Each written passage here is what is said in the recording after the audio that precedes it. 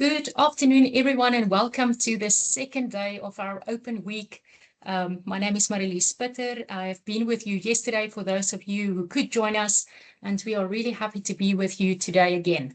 Now, you would have seen that today the focus of the session will be on your Milpark survival guide, and we will mostly focus on the academic support that we provide you with. But before we start, just a few things that I want to bring to your attention. First of all, you do have the option to switch on your camera today. So we want to encourage those of you who are in a space or you feel comfortable enough to switch on your camera to do so. We'll see how that goes with bandwidth, etc. And then I'm going to introduce myself. And then what I want to do is to hand over to my team to just quickly introduce themselves as well. So like I've said yesterday, my name is Marilies Spitter, and I'm the Chief Academic Officer at Milpark. Shared yesterday that I've been here and been around since 2010. I thoroughly enjoy working with our students, and I'm also privileged to work with my colleagues who really has a passion for education and for learning and for you as students. So I'm just going to hand over to Cindy and then Judith and Alana just to introduce themselves before we get started. Thanks so much, Marilies. Hi, everyone. My name is Cindy Hendricks. I am the Digital Learning Support Manager at Milpark and very excited to be speaking to you all today. I hope the session is fruitful for everyone, and I can't wait to get into it. Thanks so much. Hi, all. I'm Judith Blanche, and I'm the head of the Learning Innovation and Development team. Yes, like education is so exciting. So yeah, looking forward to this conversation and just journey with you.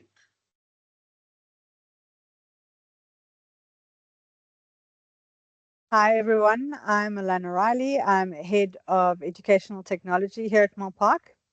I've been in this role since June 2024, and I'm very excited about our move to a new My Courses platform, and we are here to support you every step of the way.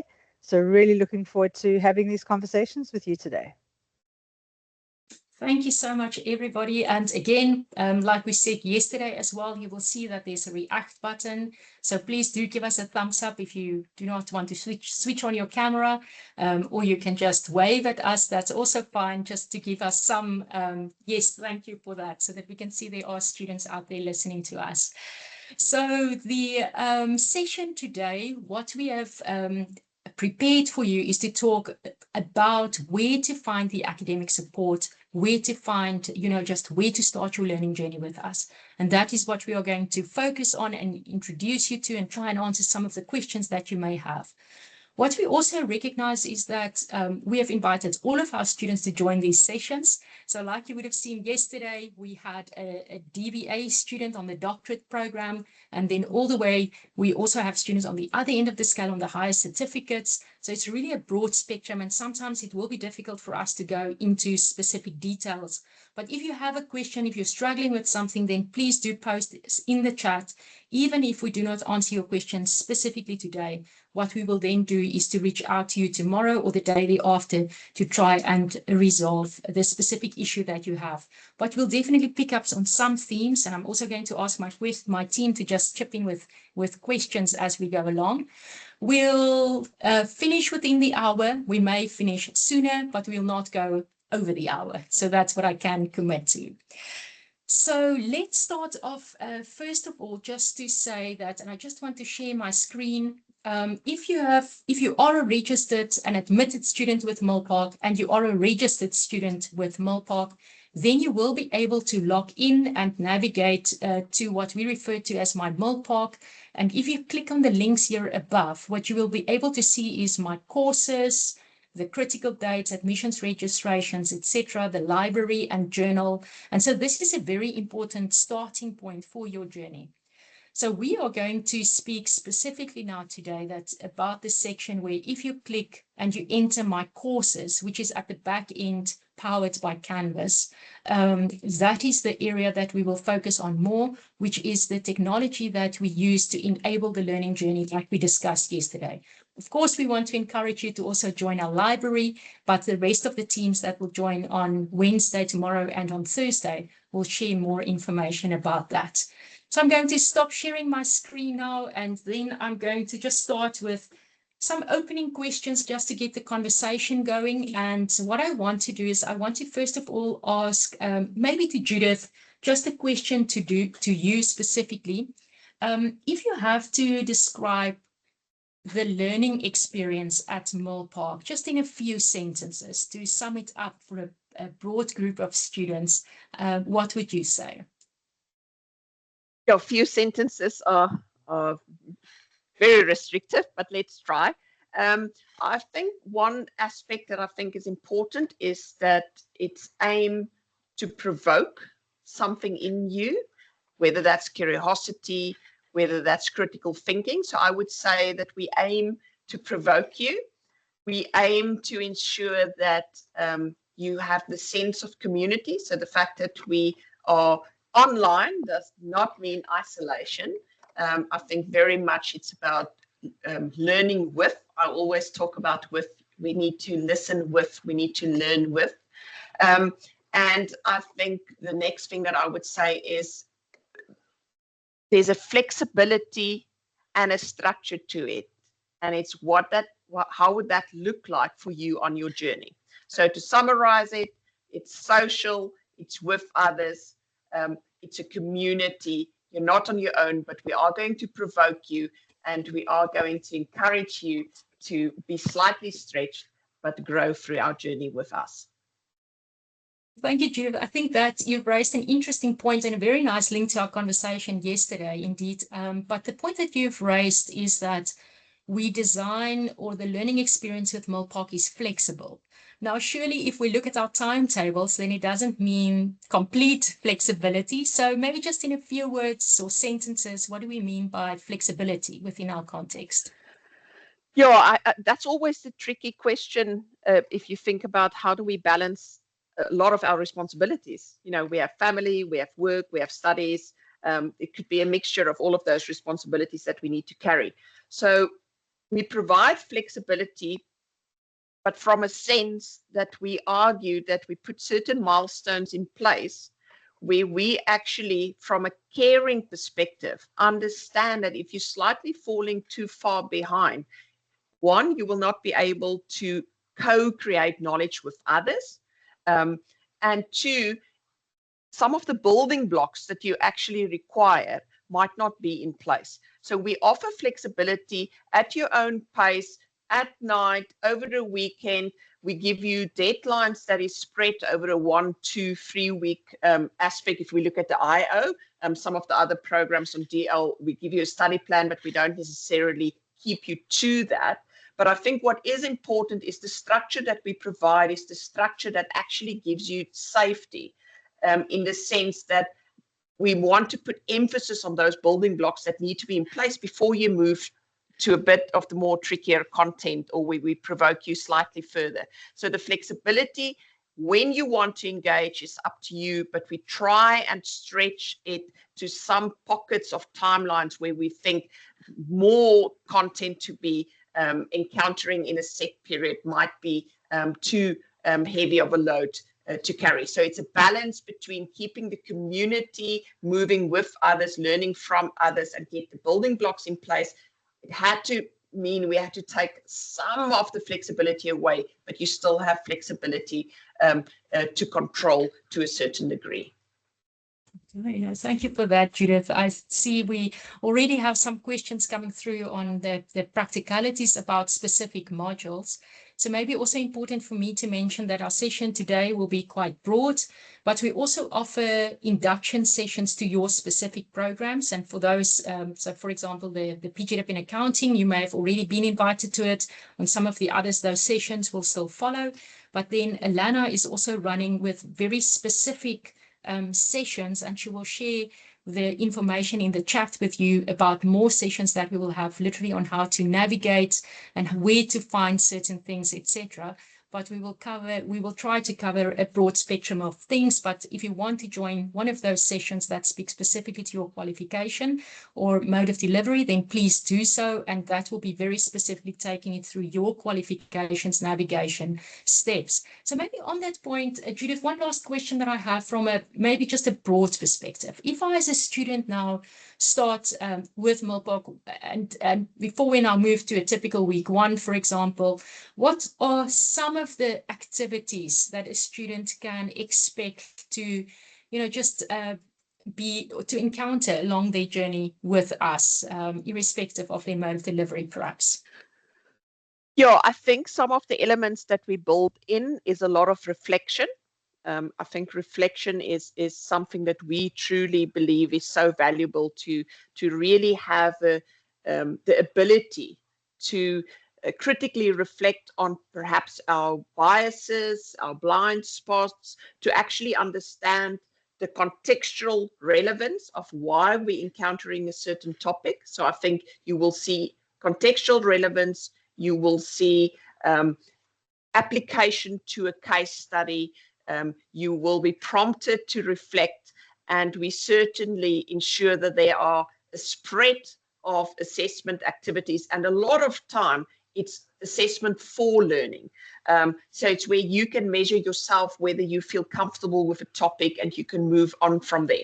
Then on certain of the programs, there's a lot more about the bite-sized elements, so small snippets of videos or podcasts with readings, little activities, integrative aspects that you can go through on the LMS if we look to the spectrum of the IO, but very much ensuring that there is a variety that speaks to people that prefer different types of learning.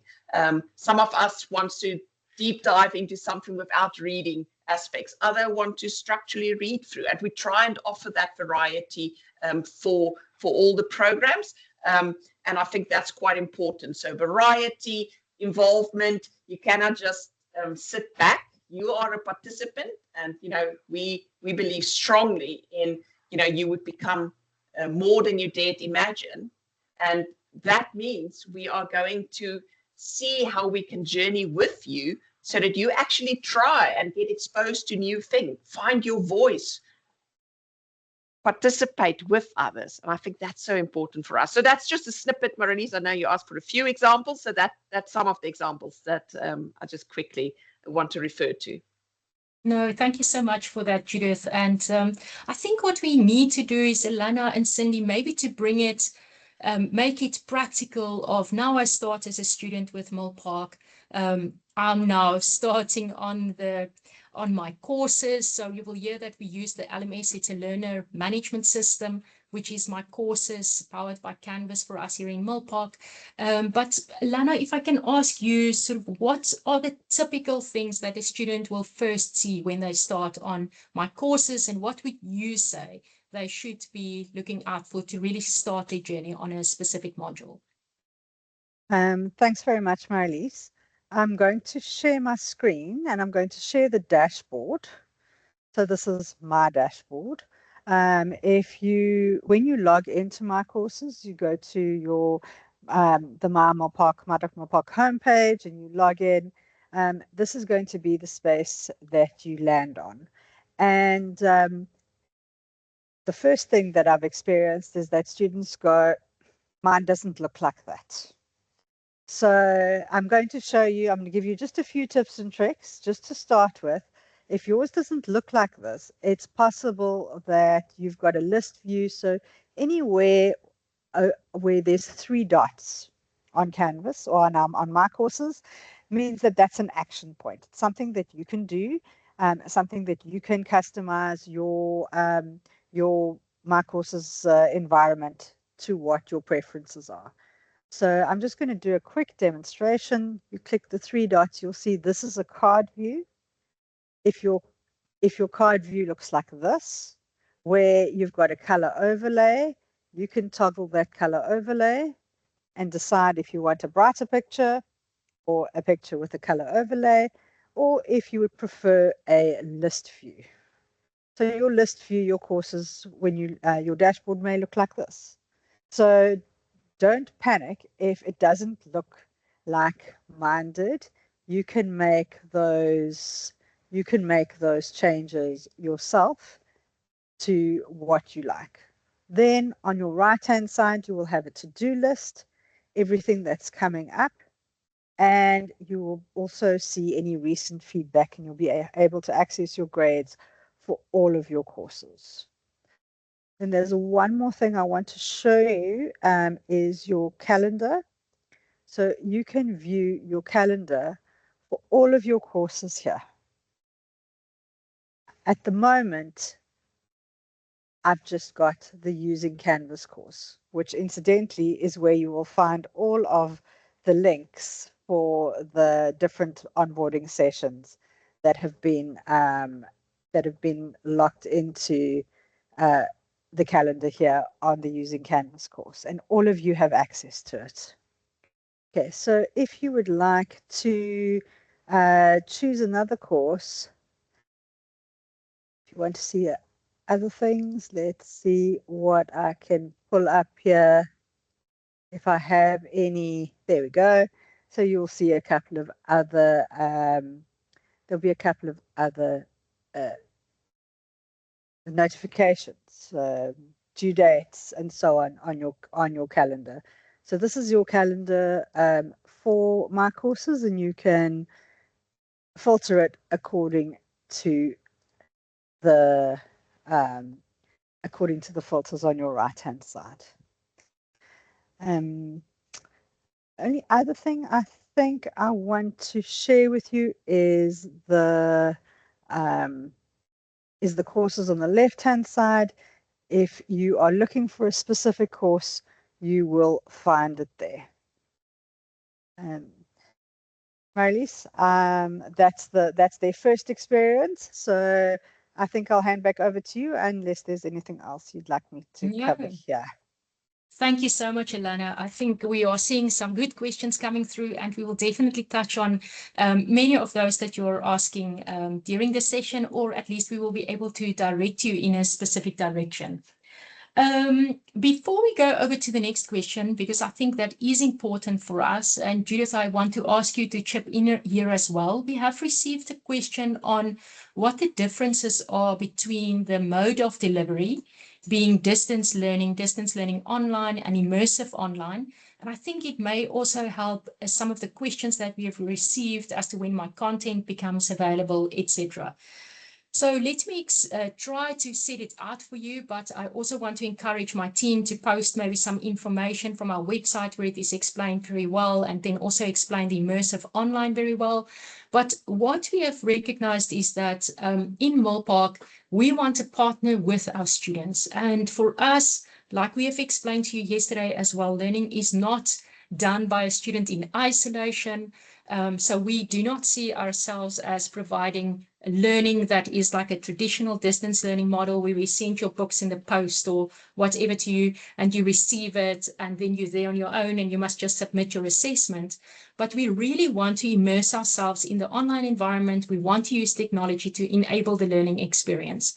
So we have certain qualifications, and it depends on, so you need to look at your mode of learning that will be attached to your specific qualification. So some of our qualifications we offer as distance learning. What that means is that you will have some content. We will send you something in the courier it, or your study material will be available online, but you will have some interactions that you need to do online as well. There will be some, at least 2 to 3 live sessions that you will attend, but those will be very focused on the module. There may be supported videos that is available on my courses for you in your module. There may be certain activities that you need to do or can use as practice questions that is uploaded for you, etc. And then there will be your assessment. Then we have the distance learning online model, and then also moving to the immersive online. And what we have there is that we've identified the need to break down the content into smaller pieces for our students. So we have a weekly or a 2-weekly breakdown of content. On the DLO mode, still the content becomes available at the start of the module, but with the immersive online mode of delivery, so you need to look at your specific qualifications, inductions. We make it available in a cadenced way so that we can actually journey with our students. And Judith, I think maybe that's important just to explain a little bit about the intentionality that went in with the immersive online mode so that it gives the students some context if they are on that mode. So just remember, it may not apply to everybody or not all of you, but just to give some context about some of the design principles that play out in that. And then I'm going to ask Ilana to take us through a typical week 1. So Judith, first over to you. Yeah, thank you for that. I think that's always interesting when we talk about I/O, and I think the first thing that I just want to highlight is the use of the word immersive, because when people hear the word immersive, very often the association is with technology. Now, of course, we are an online education institution, but when we refer to immersive, we almost refer to each of you how you're going to be immersed in your learning journey.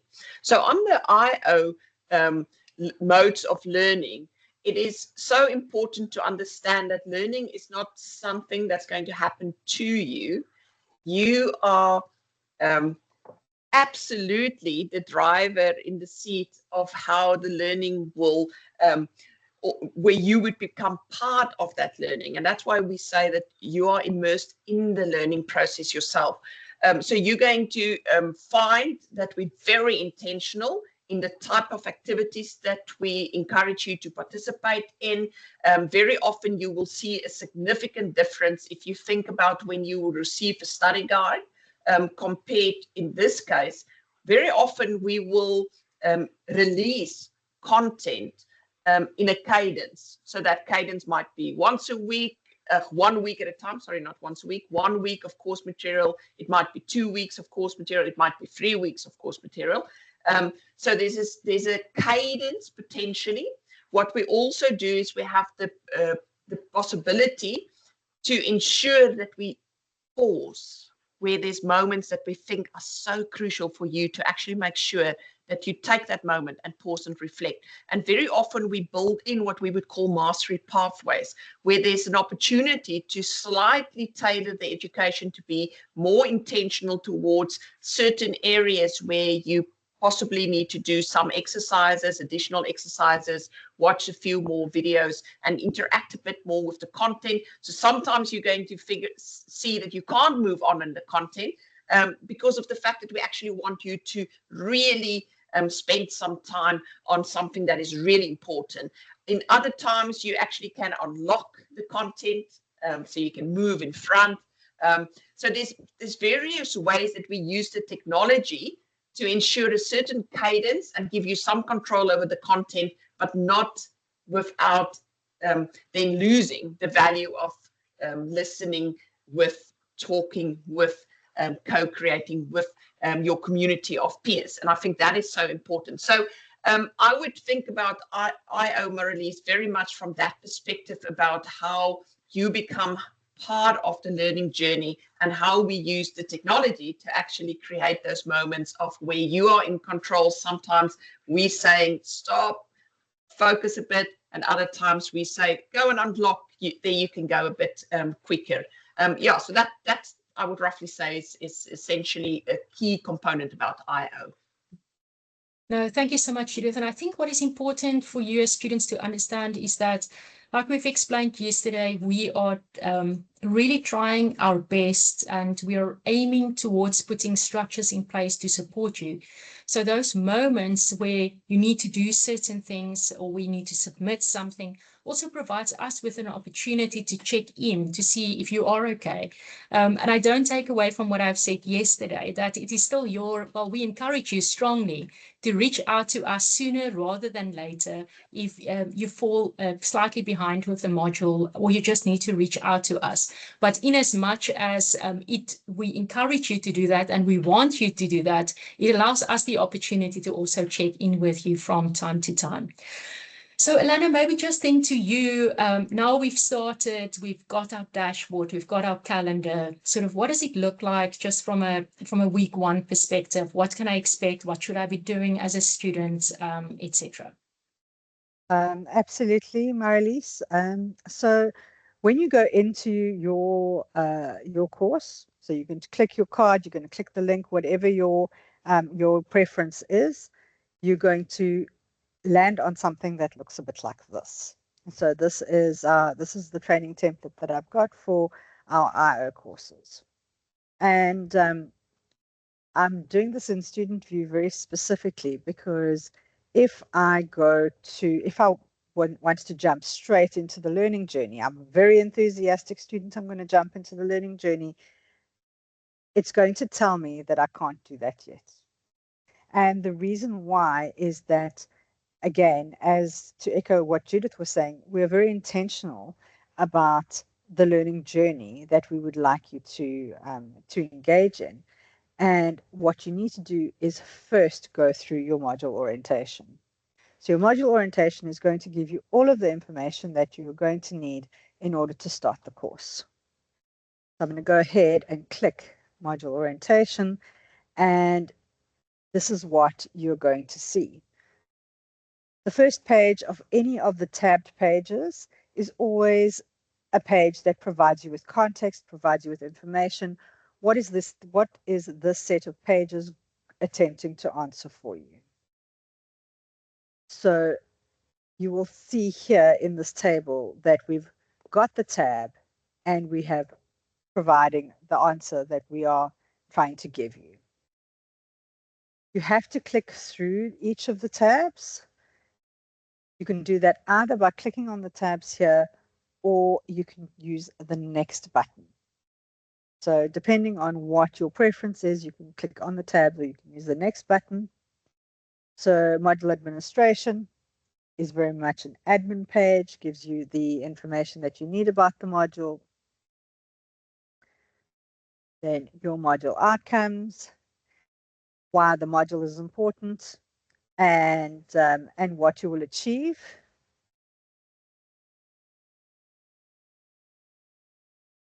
Then your topics, structure of the module, and you have to click through each of them. So let's just check that this is working. I'm going to click back on the learning journey. It's going to say, no, I've done some of them. I need to go back and continue through that journey. Next, we have an engagement module or an engagement page that is going to tell you a little bit more about how we want you to engage with the course. What the icons that are used there, the activity icons, in order to explain. So these are action icons. So if you click the buttons, you will have a little voiceover or video that is going to pop up and will provide you with further information. Then assessment guidelines. So in the IO courses, modules, the assessment guidelines are built out on the page in alignment with our immersive online design. And then consistent with all of the pages, whether it is a DL course, a DLO course, or an IO course, you will have a My Lecturer page, My Program Manager page, and your Study Essentials page. Study Essentials is a page which provides you with all of your resources that you will need that are not course-specific resources. It's access to the library, links to the Good Conduct and Disciplinary Policy, Milpark homepage, and so on. You also have the Using Canvas course link here, as well as the Referencing at Milpark course link here. So all students are enrolled in both of those courses, and you'll be able to access them from here. So before you reach your content, this is what you're going to go through.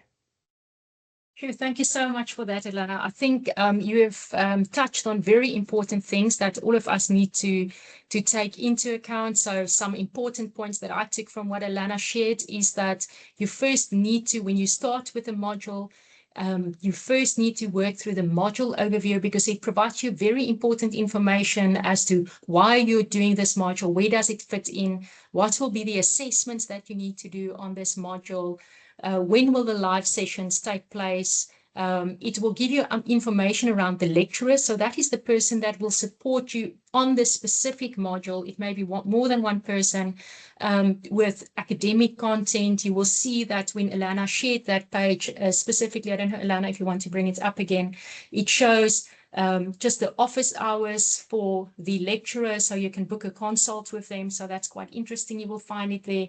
And then it also gives you some information about your program manager. And the program manager in Milpark is somebody that looks after the modules on your qualification specifically. So they look after you on your qualification, and it gives you some that's also somebody that you can reach out to, like Andy shared, via the help desk. There is, for example, a way of you to contact the program manager, and that's what you can find there. So very, very important. And that's why if you click on, you want to access what I'm going to ask Cindy about now, and you see that access is denied, it's probably because you haven't worked through the module orientation. That's the word, I apologize. Module orientation to get yourself on board. It's critical.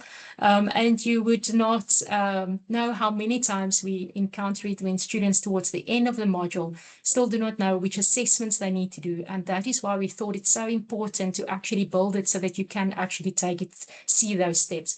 Elana also shared some information which we'll discuss on Thursday with you further. She mentioned that for the IO mode, it's built on the page, but if it's not built on the page, there will also be a PDF for you to look at. So the same information will be available. Cindy, I think I'm going to ask you a question, which I see you've already also assisted somebody with, and that is just that question around where do I find my content? And I don't know, Elana, if you will share or Cindy will share a little bit, but I mean, share your screen, but it was Cindy, if you will share from your side. But Cindy, so that big question, where do I find my content? Okay, sure. Thanks so much, Marilise. So yeah, all of the content that anyone is looking for is going to sit within your course page. So I'm logged in as one of our test students, and I'm going to access a course page so I can show you. Just give me 1 second. Okay, so once you've accessed the course page, most of your content is going to sit within your learning journey. This is where you can find your study material. This is where you can find your topic information about what each week is about. And like Elana said, with my student, I first need to go through all the orientation or the orientation modules in order to get access to the learning journey. But this is where you'll find all of your content that you'll need to actually study your courses. In addition to that, if you don't mind, Marilise, just to quickly touch on some points on your course page as well, where you can find the information that Elana referred to earlier. So on your dashboard, you have your to-do list, you have your calendar, but you also have the same resources within your course as well. So you have a to-do list that's specific to your course that will list any announcements that have been made, any assignments or assessments that are upcoming. So it's always a good thing to have a look over your to-do list, because since the last time you've logged on to my courses, if your lecturer has posted any announcements, they will appear on your to-do list. So very important to always just have a look at that and see what's upcoming or what you've missed. And then your course calendar as well, you can access from within your course by clicking on View Course Calendar from your homepage. So exactly the same functionality as Elana showed earlier, you can access via your course as well. And then also just to touch on announcements. So you have a little announcement section over here where lecturers will post announcements for you. As you've seen, these announcements do appear on your homepage as well. So the moment you log into your course, you will see those announcements right on top of your page. And you can come into announcements to access them over here and see any announcements that have passed already. Just a quick tip, clicking on the announcement on your homepage also takes you into the announcement. So if that's what you want to do, you're more than welcome to do that as well. And then any links that you see in your to-do list or any links that you see throughout your course pages, is clickable and will take you directly to that task or to that announcement, whatever it is that you are clicking. So that's where more or less you'll find just quick little important links that you need to know. We also have your gradebook over here in the navigational menu on the left-hand side. Very important just to get an overview of the grades that have been posted to you already. Any grades that have not been posted to you yet, you'll see it has this little eye icon with a strike through. That just means that we haven't released it to you yet, but it will be released.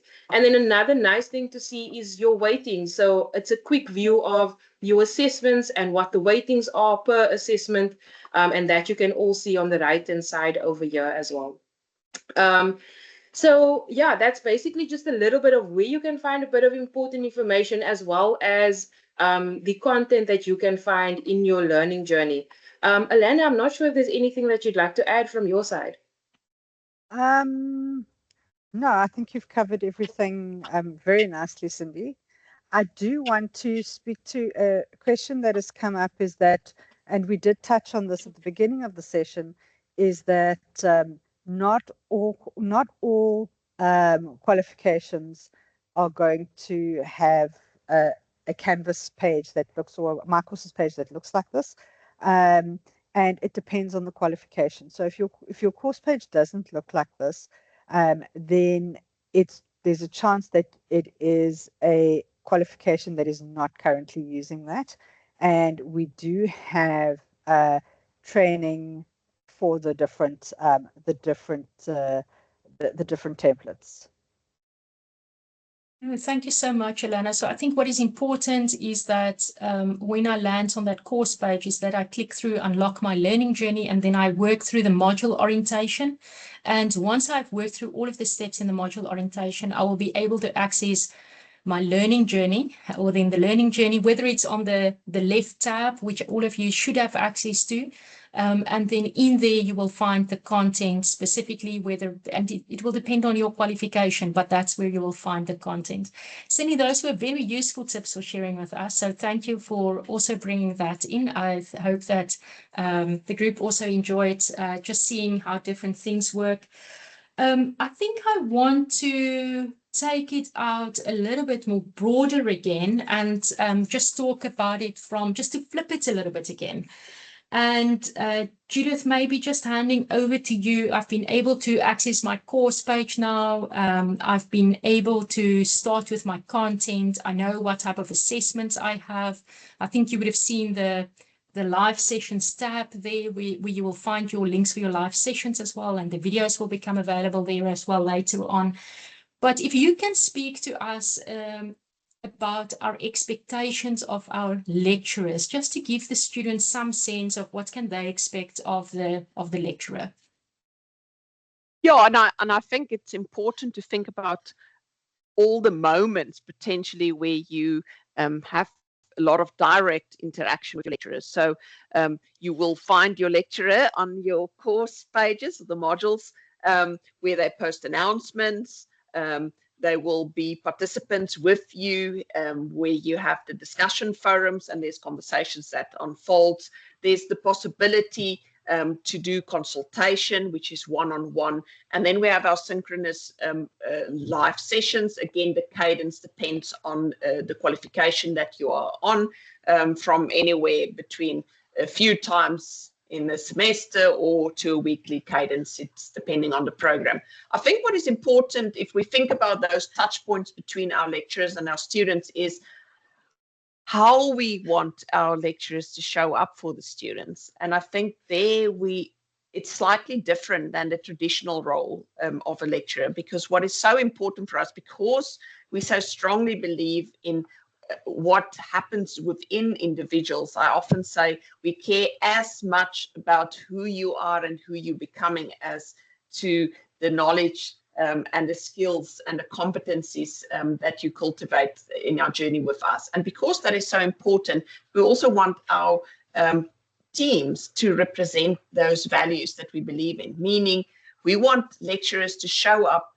curious, ready to be in conversation, provoking our students to think a little bit outside of the box, setting up opportunities in a live session for almost want to say the Socratic questioning mode, where we almost want to help students to start to have the confidence to boldly think for themselves, share those views, listen to feedback, re-articulate. And I think our lecturers need to show up knowing how to listen, knowing how to be present, knowing how to ask probing questions, in order to allow for those moments where you can all find your confidence, find your voice, and really know that you're thinking deeper and more intentional, because that's what we're after. So to allow for those conditions, we ask of our lecturers to show up with such a mindset of co-creating and growing with others. Sometimes they might be in moments of discomfort. Sometimes there might be a lot of people that have a different opinion, and how do we facilitate those moments? And that's so important for us. Thank you, Judith. So what you are saying is that I may rock up as a student to a class, and the lecturer is not necessarily going to tell me everything that I need to know and give me all of the answers to my questions. Yeah, you're exactly right. That would not mean that you are, that means it happens to you, and we don't want learning to happen to you. We want you to really be part of the learning process and the journey. And that means you need to participate. Now, let's face it, we often get a reaction if people tell us we need to do group work or we need to participate. You know, we all have those moments. But I think what is important is to understand that we have intentionally thought about those moments where we actually want to scaffold your development, where we want you to understand yourself better, then work in groups, understand other people different, then figure out how should I scaffold my development of my communication skills? How does communication look like in today's day? If we want to change the country and the world, what would that mean? How should I look in making decisions? So all of those aspects are built in, and therefore you need to be independent thinkers. And I think that's so important for us. So what you would experience, you know, if you look at the asynchronous, synchronous component, now asynchronous means that you very much can do it in your own time at any point, where synchronous means at a point in time. And I think what is so important is thinking that balance between the asynchronous and the synchronous moments that we've built into. But if you look at the asynchronous components, you would see that we have considered in a classic contact space, we have thought about what would happen normally in the classroom, in a lecture environment. What would normally happen about the questions that you raise your hand in class and you ask? What are the typical things that would have happened in a tutorial class? What are those things that traditionally students struggle with and therefore they consult frequently about? And we've considered all of those components and built all of those elements into your asynchronous moment. And therefore, when you're in your synchronous moment, we want almost the lecturer to facilitate the learning, because the teaching component actually happened in your asynchronous journey that you have embarked on over your cadence, which could be 10, 20 days, depending on the cadence of your qualification. Yeah, so no, not a lecture, very much a conversation, a participation, not sitting back. You have to be there, be present, and learn and grow with others. I think it's so important. What we also recognize is that you as the student comes with a background, with knowledge. So you actually bring your rich experiences into the classroom, and we actually want to learn from you. The other students want to learn from you. And that speaks for me a little bit to the communities of learning that we are trying to create. And Judith, you mentioned something around people to be brave, I think, or not to be shy. So just from that point of view, it can be quite daunting if there's a forum and I now need to post my opinion in the forum, or I need to ask a question. I've worked through the content and I really don't know the answer. I'm really struggling, and it's now I need to ask the question, and everybody's going to see that I'm the one probably struggling. Do you have any advice from that perspective? Yeah, I think the strapline for me is just one of our exco members always say it, Ron. It's like, when you do education, it's about being brave, because that's actually it's a moment of bravery, because it means you're actually saying you want to grow in an area. So you firstly almost acknowledge that you want to grow, whether that's a technical area or in your ability to make decisions, or in just raising awareness of your own biases or understanding yourself better. And I think sometimes that is, you feel like there's this flashlight on you the moment you actually have to speak, or you need to write something that other people can read. But I also believe in some way that there are safety in the fact that we practice and we scaffold how we start to share and how we ask people to participate. And I think, as we start small, it's like a muscle. We're going to get better and better and more comfortable and more comfortable. But I think the first question is, you signed up, you know that you wanted to grow in an area, technical area, being able to contribute more at work, want to pivot maybe your career, which already means you've signed up for bravery. And the invitation now is to take that next step in the bravery and just let your muscles get stronger and stronger of being able to share your views, because that's so important. Communication in a technological time, the human power skills and the ability to communicate is one of the most powerful aspects that we're going to have that makes us human. And connection and belonging is so important, but we need to be able to communicate with others, share with others, listen to others, and truly show up and grow with others. So is it daunting? Yes. Sometimes I actually feel like if you practice it first in the written format, you build those strengths, so that when in the moments, if you're in a synchronous moment, or when you work in small little groups, you grow in those confidence. Thank you, Judith. I think, and what you always need to remember is that there's probably, if not hundreds, a lot of other students probably sitting with the same question that you may have. And if you're not going to ask them, they may not learn from the opportunity. Or if you ask the question, they may actually have a follow-up question, and it becomes such a rich experience then. The other thing that you shouldn't discount is that you may bring a view which will actually open up the other person's perspective. So don't negate that. I know that we are approaching it with the necessary etiquette that it requires. We bring our views from that point of view, but don't underestimate the value that you can bring into the classroom. I just want to make it a little bit more practical, coming back to you, Alana and Cindy, just to share with us some practicalities of how do I contact lecturers, what are some of the other activities that I need to access, my assessments, or just any other practical tips that you have as we start to move towards a closing of the session, just on how to navigate or access any of the resources that we have for our students.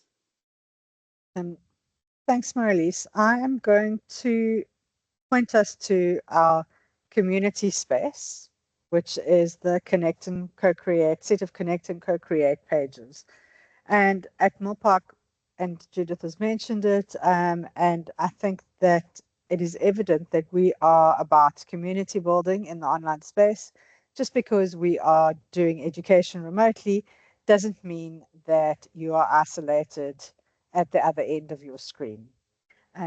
So your Connect and Co-Create set of pages is where you're going to find your community resources. The first page just speaks about that. Then communication. This is where you will be able to book your consultation with your lecturer using the bookings link. And then we've got some more information here for you about communication channels and best practices. Then if you haven't, so Meet Your Class is your Meet Your Class. It's where you build your bonds with your classmates. You get to know them a little bit better. And then Collaborate is, for those of you who have been at Milpark before, it is comes from the Ask Your Tutor or Ask Your Lecturer forum. So this is where let's remind me later. This is where you are going to ask your academic questions. It is where you are going to post that question that perhaps somebody else might benefit from as well, because you might have the same question. So this is your collaborate. It's where we want you to collaborate, where we want the learning to happen outside of all of the structured learning. And then help desk is another important one. So if you click the help desk tab, this is where you will find all of the guidance you need in terms of accessing resources, the community resources. So there's a link to the Milpark help desk and a specific link to student requests. So this will take you to, let's see if it will open for me, because I'm not logged in as a student. Just give me a moment. I would like to show this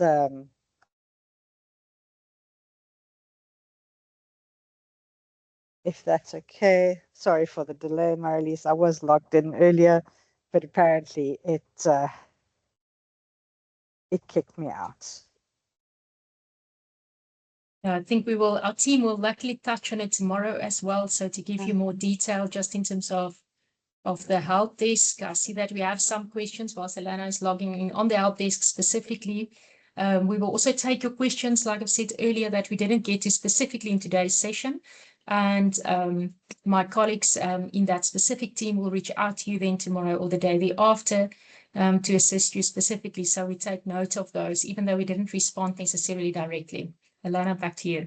Thanks, Marilise. So that link on the help desk tab will bring you here to student requests, and you'll be able to log tickets for a whole number of things: academic assessment requests, all the way to venue and logistics. So this is a general support page. If you have specific queries that you want to log, you'll be able to do that here.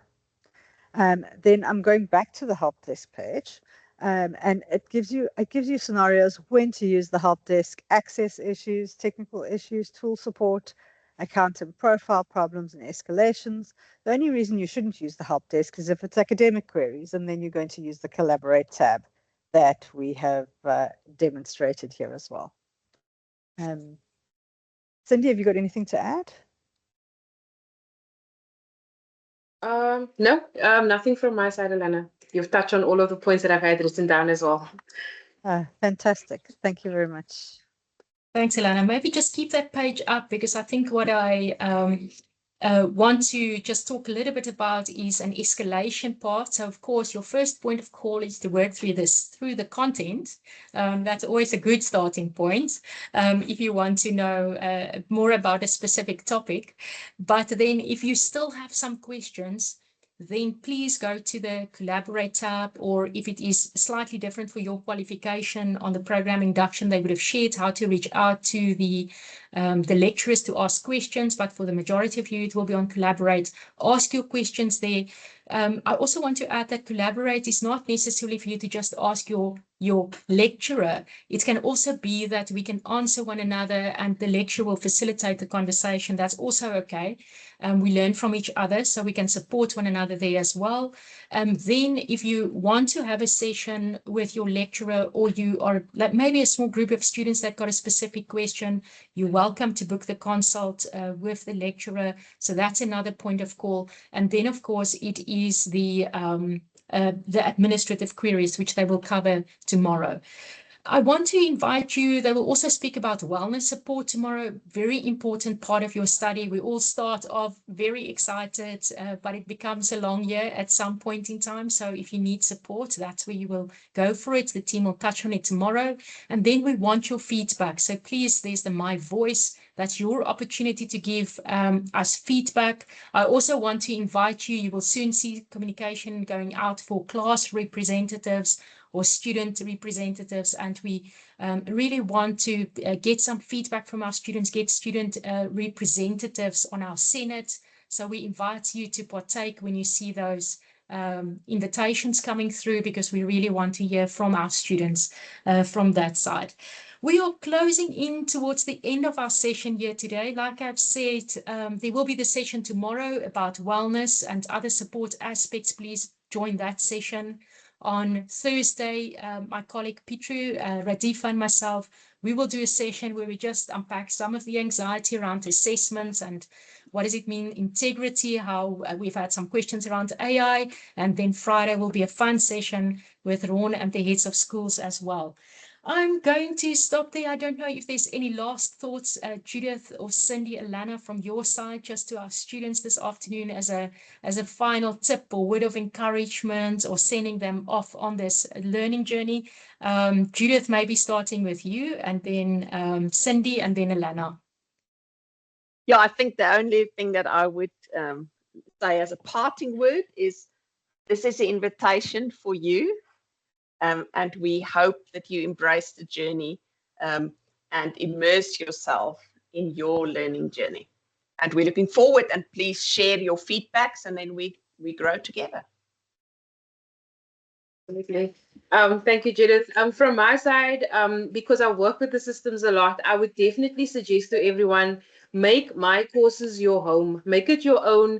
The same as if you had to download any other application that you would have needed to learn on your own, like Facebook or Instagram. Make it your own. Click around, find what sits where, see where you can go and where you can't go. Because at the end of the day, it's your space where you are going to learn, where you are going to be submerging most of the time. So make it your own. That would be advice from my side. Thank you, Cindy. I think you took the words out of my mouth there. What you need to do is you need to make the technology invisible, so that the technology becomes so seamless in what you're doing that you actually can just enjoy the learning and enjoy the process using the technology that's available to you. But the big thing that I would ask is that give us your feedback. We are moving into this new space for my courses. Give us your feedback. We may not have it perfectly right, but our focus is on giving you the best experience possible. So please give us your feedback, and we will take it on board, and we can only get better from here. Thank you so much, team. I think from my side, what I want to do today is to encourage you to remember that your voice counts in the classroom. So if your perspective that you bring, nobody else bring, the experiences that you have, that you need to share, it strongly resonates with us as an institution, that we want our students to be able to see the world differently. So that, like I said yesterday as well, so that we can all together help shape our collective future. And that's what we want for our students. So I wish you a very good Tuesday. Enjoy the rest of your day. Thank you, team, for joining me. And we will see you in tomorrow's session. Have a good day. Bye, everybody. Bye.